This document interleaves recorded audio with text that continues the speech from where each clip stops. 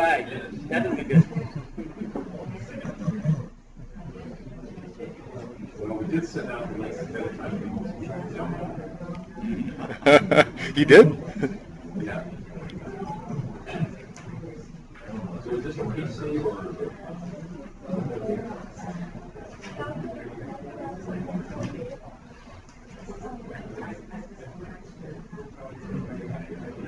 Yes.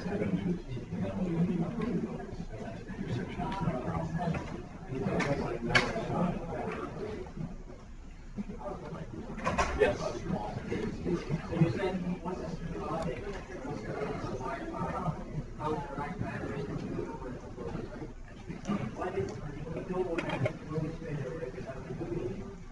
So there's 12 steps that we're going to show you, and step 12 is you're happy enough to send it up.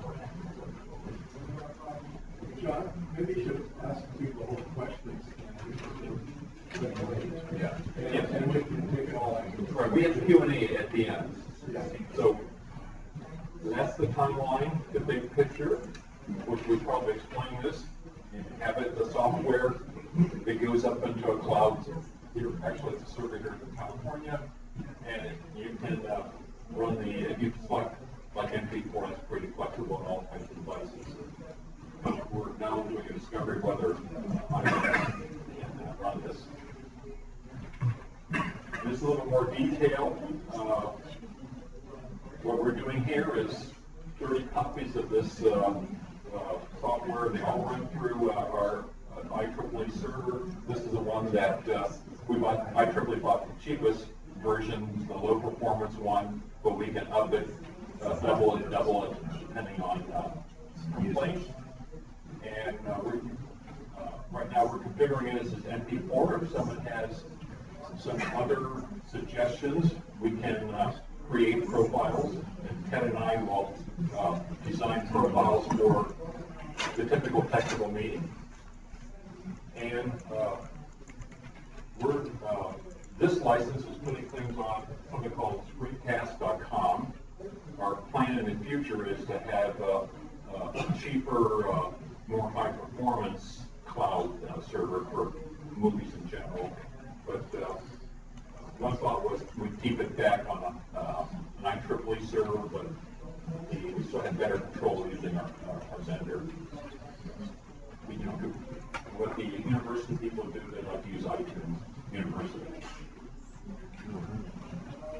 So I'm having Ron up here to go through the science of audio, the art and science of audio. Mostly art.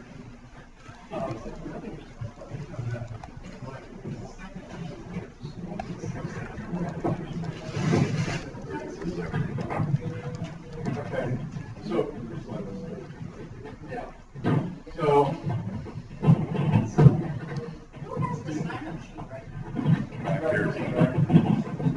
okay, Yeah, keep that one. okay. This is, we're actually using the hardware that we're talking about right here. I happen to have one of the boxes here. It's really pretty straightforward. It supports 2 microphones. You have 2 independent gains for those microphones, so that you can actually use the box as a standalone device. One is one you can have the speaker, one for the question. Exactly. I think everybody heard that. You have one for the speaker and one for the questions. Now, there are 3 outputs on the back, okay? And we'll talk about those in a moment. One thing, some people have talked about using a built-in laptop microphone. That really doesn't work very well. Basically because as you move to and away from it, and as people turn their heads to look at the screen, use a laser pointer or what have you, and even you'll notice with this lavalier mic, as I turn my head, the volume goes down. That's, and we'll talk about that more in a moment. So there are 3 ways to do this. You can use a fixed stand with this mic right here, and If you notice, both of these are on, but we're not having any problem with both of them on, even though we're right here together. Okay. So you can do that. You can use the lavalier mic as I'm using now, or you can use the headset. If you have a single speaker, the headset is the best approach, because as he turns his head, the mic stays with him. All right? So the level stays the same no matter what the speaker does. He can walk around and so forth. And we'll talk more about levels in a moment. But basically, you set this up in accordance with the manual. It's really dead simple. You attach the two antennas, you plug it into power, and you figure out which output you get. So I mentioned is that people will very often start out either over loud or too softly. And then they change with time. That's why it's useful to have the mixer and or to have access to these controls so you can check your levels in Camtasia. Camtasia has the level down at the bottom, and it's on all the time if you have a little window enabled. Okay? So you check for the level, and you check for the clarity. And again, you don't want overmodulated, distorted sound, and you don't want too loud.